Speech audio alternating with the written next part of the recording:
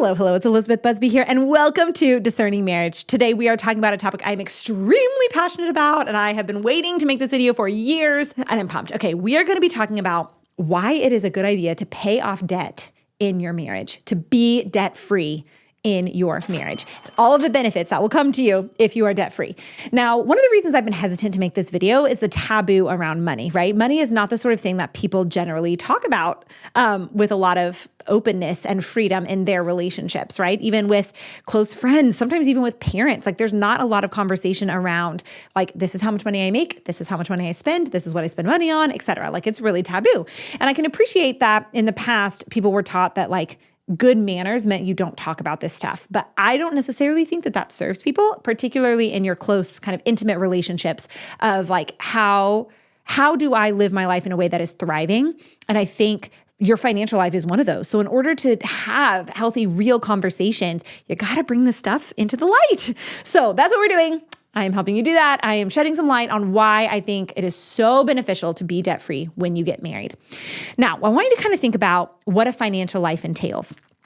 A financial life entails the money that comes in, right? What your income is, the money that goes out, what your expenses are, and your feelings about those things. A lot of people have a lot of really big feelings around money from all sorts of things, from wounds in the past, from lack of knowledge, right? Feeling inadequate, from negative experiences that you've had, from finding yourself in kind of financial difficulty before you even really know what you're doing. Just like generally speaking, there's a lot of feeling around it. There's also people out there who kind of unicorn people, I feel like, no, I'm just kidding.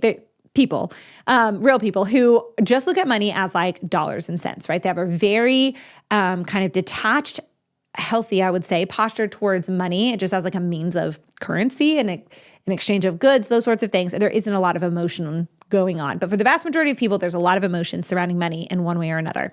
This adds to the complexity of the conversation around how to have kind of a healthy financial life. And it also complicates the way that money is experienced in a marriage. So you can Google like the top things that lead to divorce in a marriage. Money is going to be on like every single list, right? It is a huge piece in a couple's lives. And partly that's because there's a lot of logistics around it, and partly because there's a lot of feelings around it, and partly because there's a lot of stress around it if your financial life is not going well. And I would say for a lot of people, it doesn't go well. So we're going to talk about it. We're going to talk about a way to set you up for true thriving in your financial life. And as you know, I want you guys to thrive. I care deeply about people thriving. So this is one of those like practical nitty-gritty things, but we're going to get into it. So when you think about the money that you make and you spend, like those practical elements of your financial life, you have all the things you have to pay for in your life. You have your housing, you have your transportation, you have your food, you have your clothing, you have your medical stuff, you have the fun things that make life like exciting and the things you want to spend money on and the things that bring you joy and fulfillment. You have your tithing, you have your support of, causes and organizations that are special and important to you. You have all these different elements of where your money goes. And in order to do that, in order to pay all those things, you need enough money coming in to cover those things. This feels really self-explanatory. But the piece that I'm going to call your attention to is you have all of this number, kind of like your base, like what you need to survive. But if on top of that, you also have debt, then you have increased the amount of money you need every month by like a lot. So if you're in a place where, say you have you and your spouse each have a car payment and they're like $500 a month. That's $1,000. Say each of you have like a student loan payment. One of them is maybe $500 a month. One of them is maybe like $1,200 a month. Okay, that's another, I can't do quick math in my head, but that's like, you're up past $2,000 now. And then, so say you also have like credit card debt, right? Maybe you have like $7,000 or $10,000, or you have like $25,000, $30,000, $40,000 on a credit card and you're having to pay those off every month. Even if you only pay like the $25 minimum payment, well, all of that is adding up, and you're over time, like that number is going to like balloon how much money you eventually have to pay. So you can see how it's not that tricky for your average couple to get to the point where you have an additional 4 figures that you have to come up with every month to pay off. Now, I'm not talking about mortgage. I probably should have caveated this at the beginning. Oh, I probably should also caveat the fact that like, we're not a financial institution. I'm not giving you financial advice. I'm giving you lifestyle advice, right? And helping you to understand human thriving. So if you want details about your financial situation, you can seek out a financial person, and there are plenty of those out there. But what we're talking about is kind of like the ideological understanding of human thriving, and this is one of those. Okay, So I'm not talking about mortgages.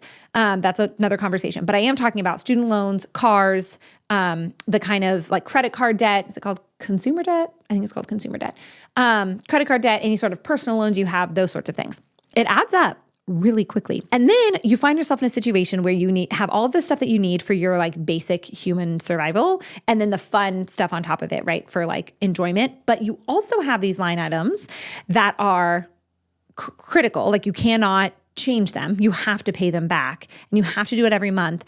And it dramatically increases the amount of money you need from your paycheck in order to cover those things. The reason that I think this can be challenging for married couples in particular is that if you find yourself pregnant, having a baby, you give birth to this child, or your wife gives birth to this child, and you decide you might want to stay home with that child, if you don't have the freedom within your paycheck to make changes that will allow you to live off of one income, you don't even have the choice to say yes or no to staying home with your child. You would have to go back to work. And if you think about the amount of debt that you have, just like think right now, like how much debt you have right now, like add it all up, your car, your student loans, your credit cards, whatever. And then you multiply that by 12. How much less money would you need a year to not have to pay those things? And if you didn't have those to pay, if you just didn't have debt as a line item, any kind of debt as a line item other than your mortgage, any kind of debt as a line item, and you were just in a place where you had, your housing and your food and your clothes and your whatever extraneous expenses, and you really wanted to stay home with your child, then you could shrink a number of those things. Maybe even as dramatic as like moving to a house or moving to an area that's smaller, right? With a less big payment. There are lots of flexibility options you have, but not around the debt. Another scenario is if your job makes you miserable. Like if you are watching this in the middle of your workday because you are miserable and you were just got on YouTube to like scroll because you like cannot handle your life right now and it's so irritating and frustrating and you don't like it. If you are in a place where what you have to chase is a paycheck to be able to cover this huge monthly amount, you're constantly going to be focusing on how can I make more money? How can I suck up this job so that I can have more money so I can pay all these things? Like that becomes the focus, not what do I need to be able to thrive here in my professional life? What work can I do that is extremely fulfilling to me?